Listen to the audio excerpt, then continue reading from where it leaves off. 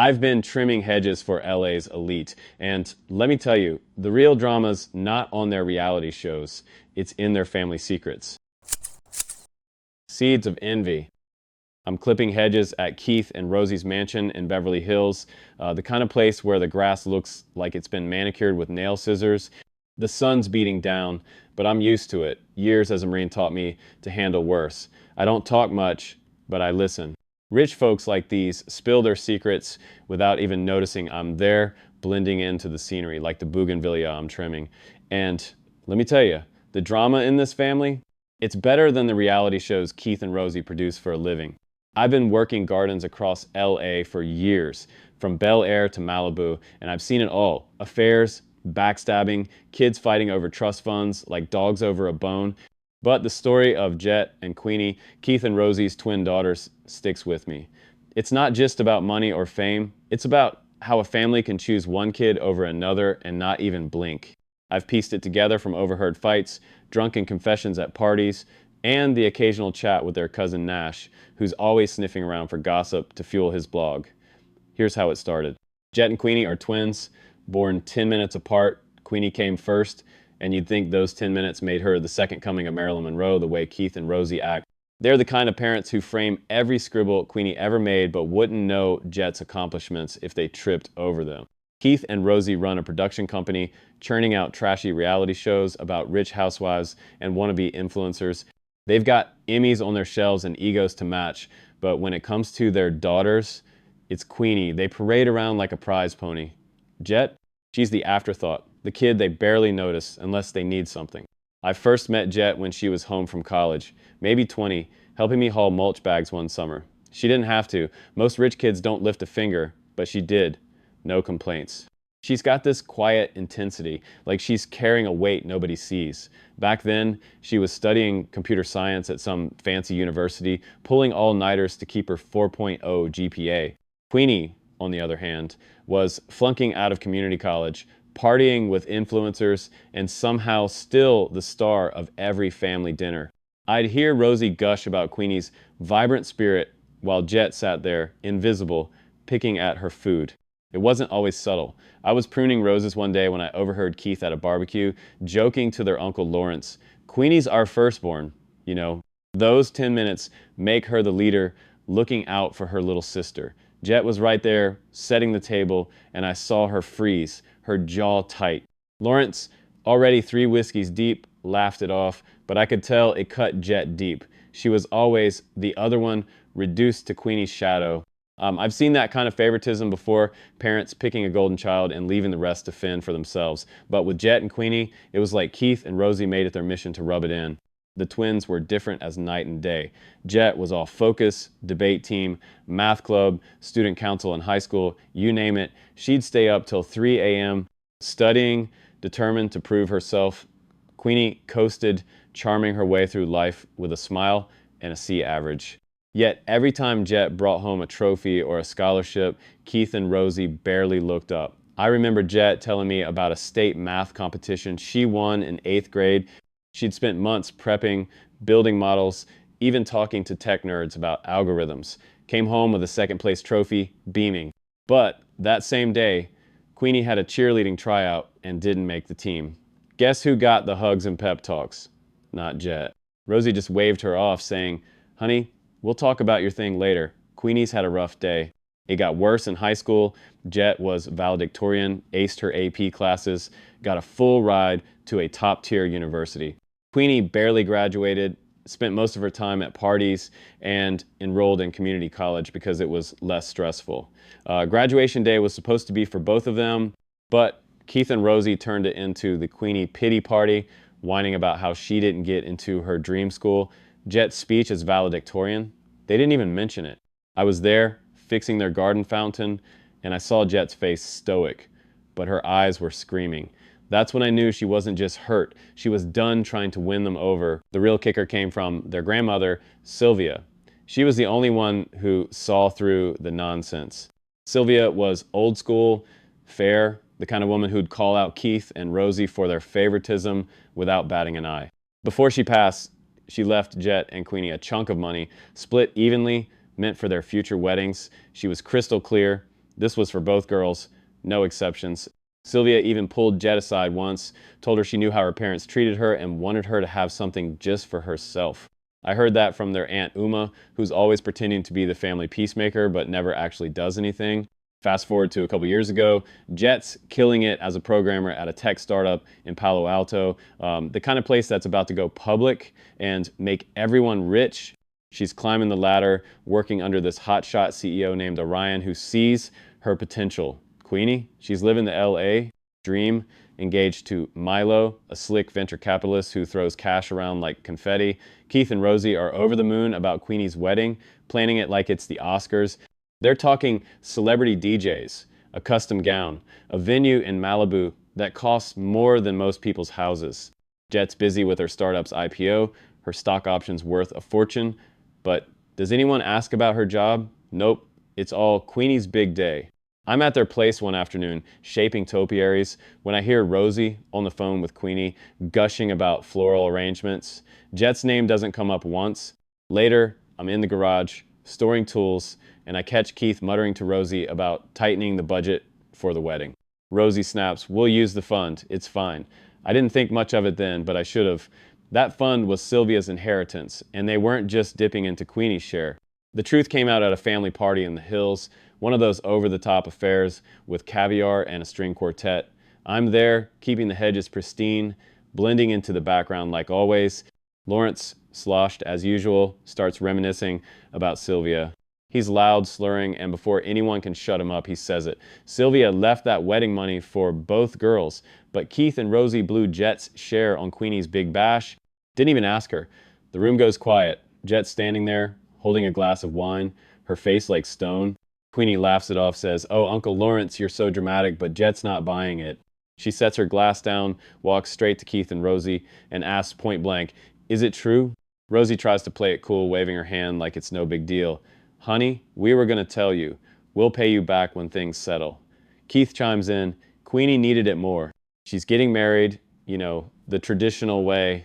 You're so busy with your tech stuff, we figured you wouldn't care about a fancy wedding." Jett just stares at them, and I swear you could hear a pin drop. I'm across the yard, pretending to rake leaves, but I see it all. That's the moment something in Jett breaks, not in a weak way, but like a dam giving way to a flood she's held back for years. She doesn't scream or cry. She just turns and walks out, her heels clicking on the marble. Later that night, I'm locking up the shed when I see her sitting on a bench by the pool, typing furiously on her laptop. I don't say anything, never do unless they talk first, but I catch a glimpse of her screen. It's an email, and the subject line reads, "I'm done. I don't need to read it to know what's in it." She's laying it all out. The favoritism, the stolen inheritance, the years of being invisible. She hits send, blocks their numbers, and just sits there, staring at the water. For the first time, she looks free. I've seen a lot of rich folks' messes, but this one's different. Jett's not fighting for their love anymore. She's fighting for herself. And Queenie, she's not just basking in the spotlight. I've caught her watching Jett, her eyes sharp, like she's sizing up a rival. There's something ugly there, something that goes beyond being spoiled. It's envy, pure and simple.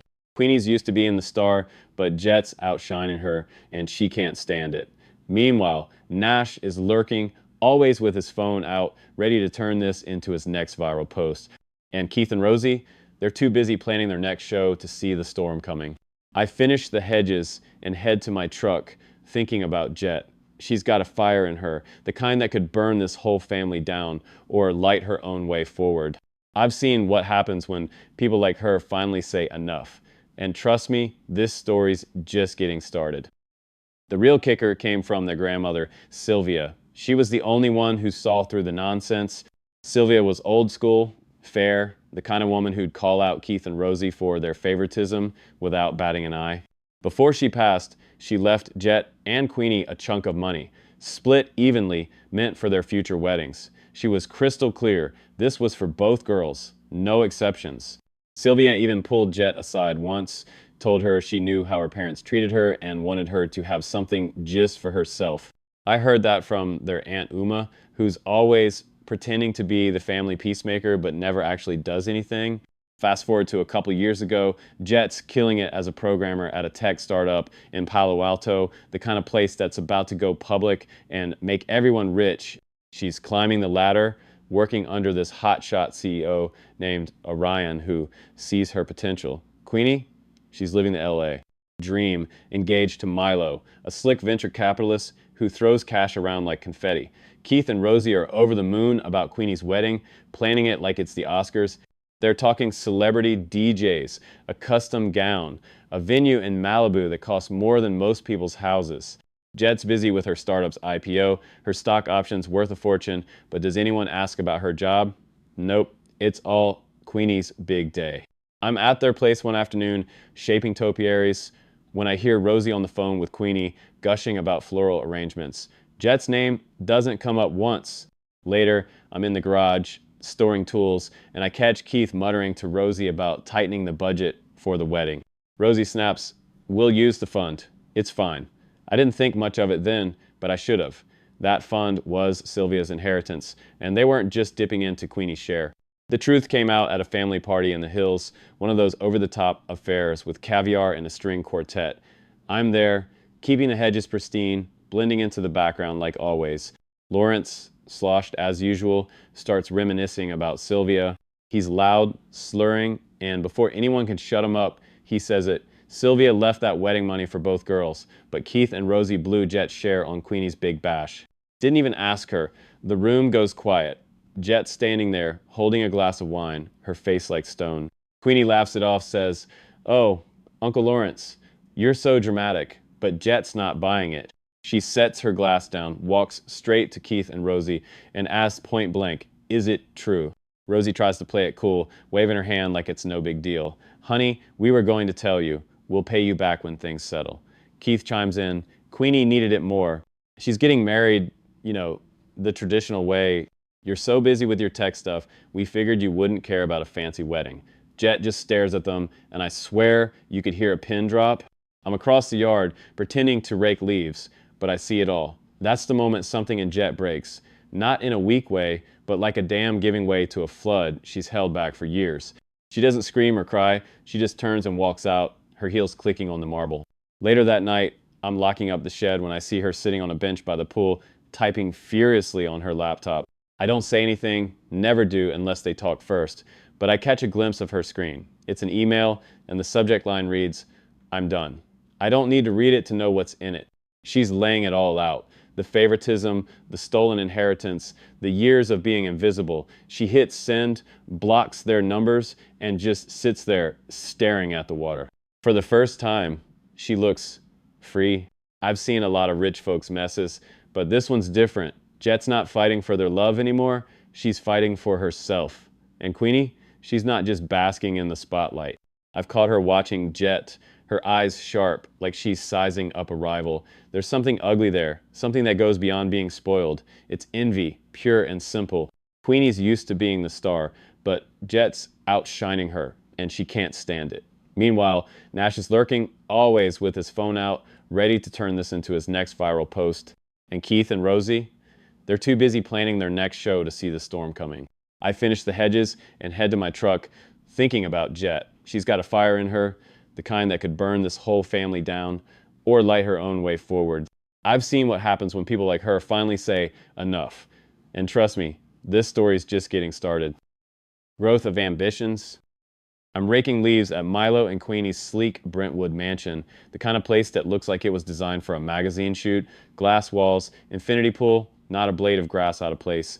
It's been a year since Jett walked out on her family, and I'm still piecing together the fallout from working gardens across LA.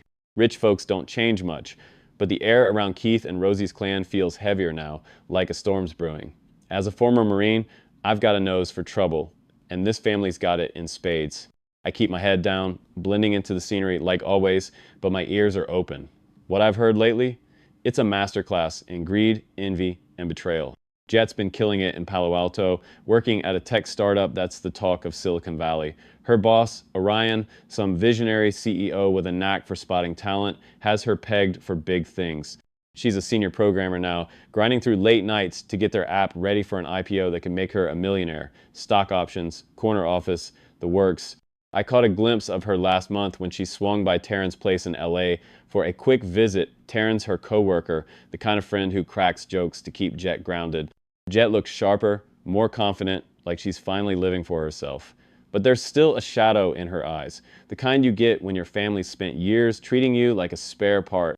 Queenie, meanwhile, is playing Queen Bee in Brentwood. She married Milo, the venture capitalist, in that over-the-top Malibu wedding funded by Jett's stolen inheritance. I was there, trimming palms, when Queenie swept through in a gown that cost more than my truck. She's got it all now. Designer bags, a Tesla, a socialite's Instagram with thousands of followers. But I've noticed something. When Jett's name comes up, Queenie's smile tightens. It's not just that she's used to being the favorite. She's jealous, pure, and simple. Jett's success. Her brains, her hustle, her name in tech blogs, eats at Queenie. I overheard her once snapping at Milo.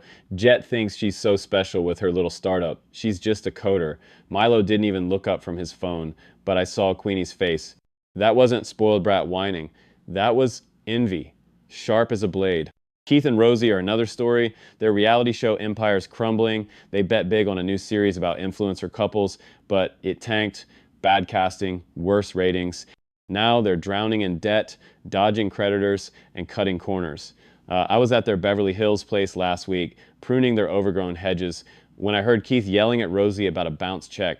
"We can't keep up appearances forever," he shouted. Rosie just shrugged, sipping her rosé, and said, "We'll figure it out. We always do.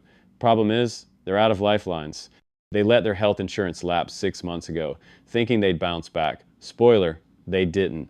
Then came the accident. I'm at Milo's, shaping topiaries, when my phone buzzes. It's Lawrence, their uncle, slurring through a voicemail. "Hey, it's me, Keith and Rosie. Car crash. Bad one. Hospital. You gotta tell Jett. I don't call Jett. None of my business. But I know Lawrence will. A truck ran a red light, smashed their Bentley. Keith's in the ICU with a busted spine. Rosie's got a shattered leg and a concussion. They've been in the hospital for days, racking up bills they can't pay. No insurance, no savings, just a mountain of debt. I'm not surprised when Lawrence says they're asking for Jett. They always ignored her until they needed something." I'm at Taryn's place a few days later, planting succulents. When Jett shows up, she's in town for a meeting with Orion, but her face says she's carrying more than work stress. Taryn's trying to lighten the mood, joking about their startup's latest bug, but Jett's distracted. She tells Taryn about Lawrence's call. "They want me to pay the bills," Jett says, her voice flat. "Hundreds of thousands, maybe more," Taryn whistles. "And Queenie? Where's her rich husband in all this?" Jett snorts. "She visited once, said she can't ask Milo for money. Something about new family priorities. Her stepkids, I guess." I'm kneeling in the dirt, pretending not to listen, but I know Queenie's excuse is bull. I saw her drop 10 grand on a Birkin bag last week. Stepkids, my ass. The family starts circling. Uma, their aunt, calls Jett, playing the family sticks together card, but it's all guilt trip nonsense. Uma's never lifted a finger to call out Keith and Rosie's favoritism. Then there's Nash, their cousin, the wannabe influencer who's always got his phone out, sniffing for drama. Nash is worse than I thought. I'm at Keith and Rosie's, fixing their sprinkler system, when I overhear him on a call. "Yeah, Jett's loaded now," he's saying, voice low. "If I spin this right, her startup's competitors will eat it up. She'll look like a heartless bitch." He's feeding rumors to a rival tech firm, trying to tank Jett's reputation before the IPO. I don't know who's on the other end, but Nash's grin says he's playing dirty. He's not just a gossip. He's a snake. Queenie's the one who pushes it too far. I'm at their Brentwood place, weeding when she storms in, Milo trailing behind. She's on the phone with Rosie, voice dripping with fake concern. "Mom, I told Jett she needs to step up. She's got the money. It's her duty." Milo mutters something about not getting involved, but Queenie ignores him. Later, I hear her talking to Nash at a party. "Jett's acting like she's above us," she hisses. "She's not better than me. She's just lucky." Nash nods, filming it all for his blog.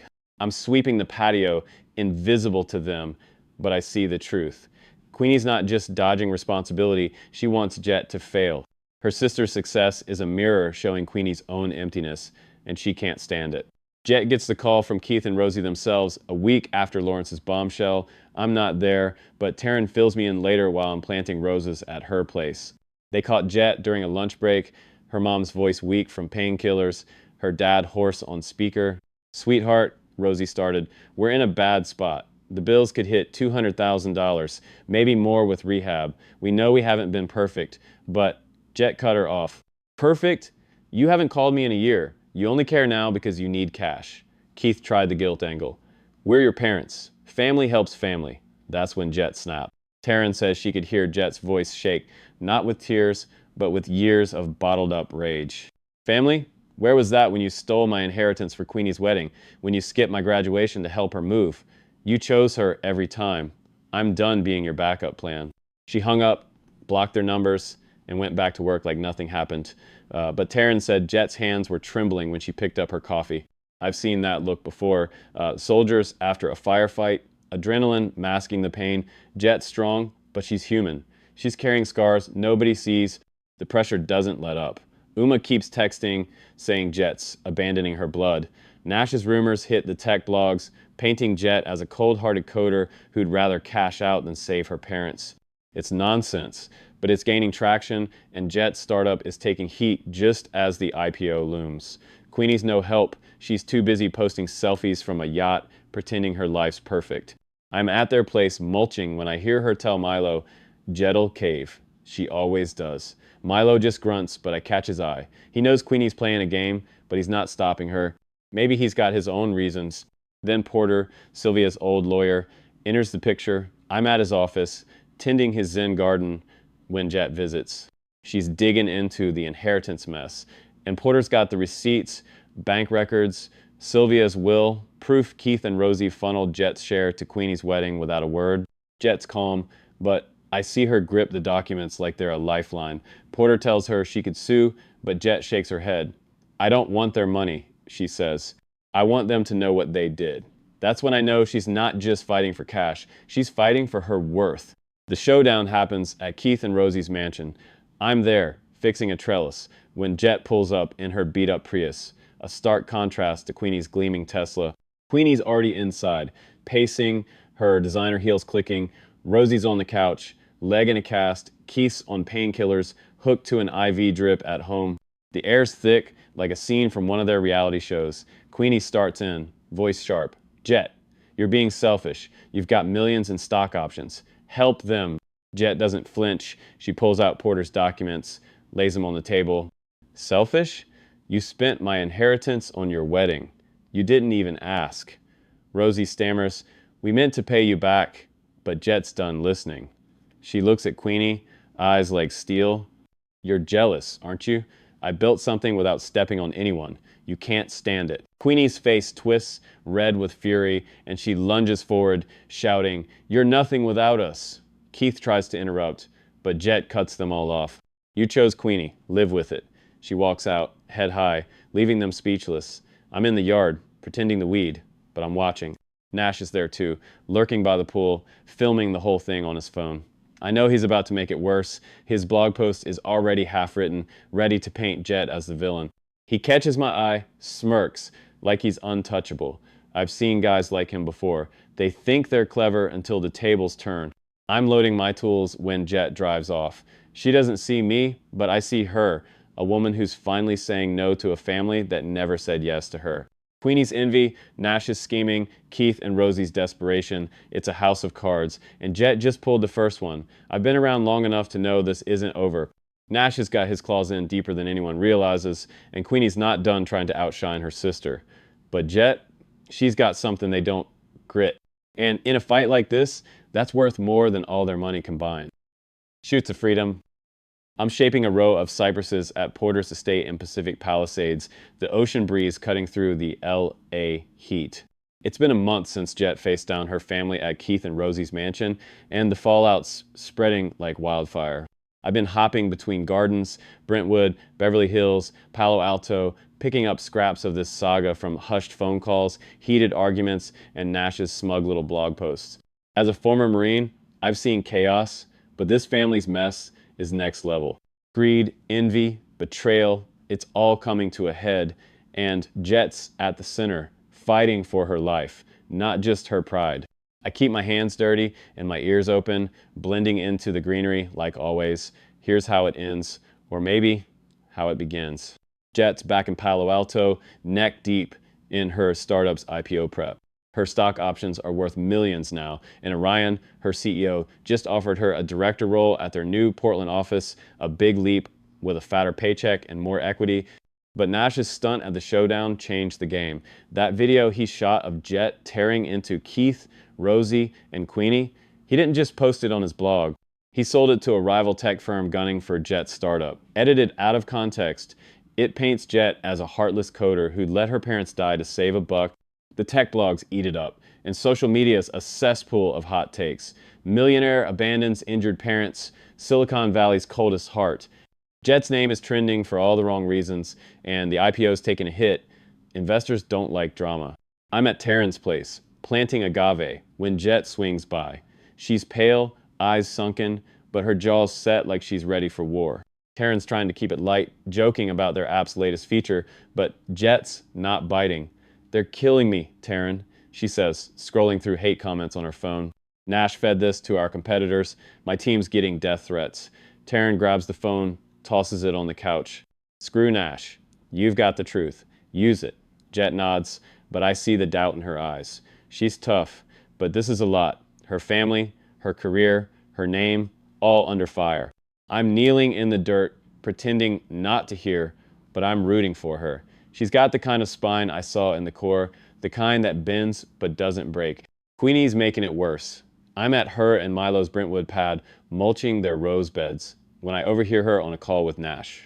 Jett's getting what she deserves, she sneers, voice dripping with venom. "She's not better than me. She's nothing." Nash laughs, says he's got another angle, leaking Jett's work emails to make her look incompetent. Queenie's all in, but there's something desperate in her tone. She's not just envious anymore, she's obsessed. Jett's success, her independence, her hustle, is a knife in Queenie's gut. She's got Milo's money, the perfect Instagram life, but Jett's built something real, and Queenie can't stand being outshone. Milo's no saint either. I catch him later, talking to a lawyer about covering tracks on some shady deals tied to Keith and Rosie's company. He's neck deep in their mess, and Queenie's too blind to see it. Keith and Rosie are spiraling. Their hospital bills are north of $250,000 now, and Keith needs surgery for internal bleeding the doctors missed. Rosie's physical therapy isn't covered, and they're talking about selling their Beverly Hills mansion to stay afloat. Uma's still playing mediator, texting Jett sob stories about family unity, but it's all manipulation. I'm at their place, fixing a broken fountain, when Rosie corners me. "You see Jett around, don't you?" she asks, voice sugary. "Tell her we're sorry. We need her." I just nod, keep working. I'm not her messenger. They didn't call Jett to apologize. They called to beg. Family helps family, sure, but only when it suits them. The turning point comes at Porter's office. I'm there tending his koi pond when Jett shows up with Taryn. Porter's been digging through Sylvia's old files, and he's got something big. A letter Sylvia wrote to Jett before she died.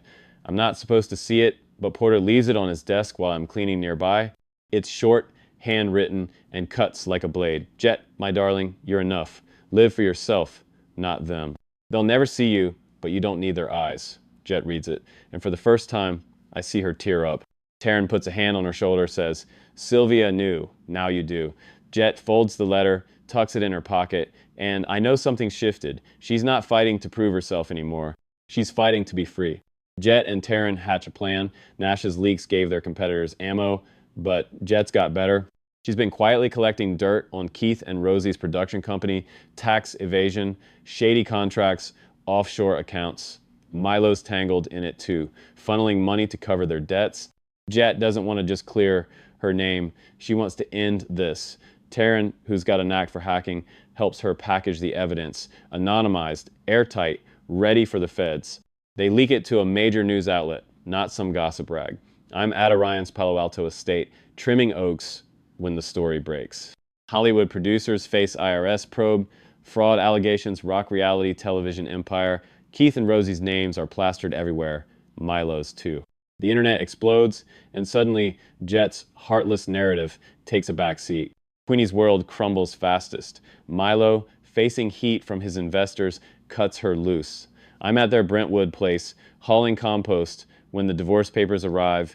Queenie screaming at Milo, throwing a $5,000 vase that shatters on the marble. "You can't do this! I'm your wife!"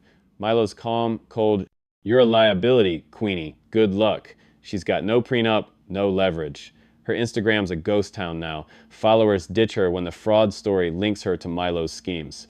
Desperate, she shows up at Jett's Palo Alto apartment, banging on the door. I'm not there, but Taryn tells me later. Queenie's a mess, no makeup, no designer bags, just raw panic. "Jett, please," she begs. "I've got nothing, help me." Jett doesn't open the door. She slides Sylvia's letter under it, says, "You had years to be my sister, goodbye." Then she blocks her number. I don't blame her. Queenie's envy was a choice, same as her silence when Jett's inheritance vanished. Nash tries to ride the wave, posting clickbait about the family's collapse, but he's overplayed his hand. His leaks to Jett's competitors backfire when Orion's team traces them to him. He's blackballed in LA, his blog hemorrhaging sponsors. I'm at Uma's place planting ferns when Nash shows up, begging her to loan him cash. "I was just playing the game," he whines. Uma shuts him down, says he's too toxic now. Last I heard, he's pitching himself to Milo, offering dirt on Queenie for a payout. Typical Nash, always looking for the next mark. I give him 6 months before he's couch surfing. Jett's done with LA. She takes the Portland job, sells her Palo Alto condo for a tidy profit, and buys a house on a cliff overlooking the Oregon coast. Taryn sends me a photo of Jett at her new place, floor-to-ceiling windows, waves crashing below, a smile that says she's finally home. The IPO goes through, not as big as hoped, but big enough. Jett's a multimillionaire, but you wouldn't know it. She's still driving that beat-up Prius, still coding late nights, but now it's for her, not them. Keith and Rosie lose everything. The IRS seizes their mansion, their cars, their production company. Keith's surgery happens, but it's charity care, not the VIP treatment they wanted. Rosie's in a wheelchair, whining to anyone who'll listen, but nobody does. Uma's the only one still talking to him, and even she's pulling back. They try calling Jett one last time, leaving voicemails about forgiveness. Jett deletes them without listening. Sylvia's letter said it all. They'll never see her. I'm finishing up at Porter's, sweeping gravel. When I think about Jett, I've seen rich folks build empires and burn them down, but Jett built herself. Queenie's envy, Nash's schemes, Keith and Rosie's greed, they tried to break her, but she's the one standing. I load my tools, climb into my truck, and head to my next job, Milo's place, ironically. He's selling the Brentwood house, starting over after the divorce. Word is Nash is sniffing around, offering to help for a price. I smirk, thinking about it. Some people never learn. As I drive, the city lights stretch out, a glittering mess of ambition and ruin. Jett's free now, living for herself, but this story's not done. Nash and Milo are cooking something, and trouble follows guys like them. Me, I'll keep cutting hedges, listening, waiting for the next chapter, because in this town, there's always another game. Thanks so much for watching. Your likes, subscriptions, and comments mean the world, and keep these stories coming.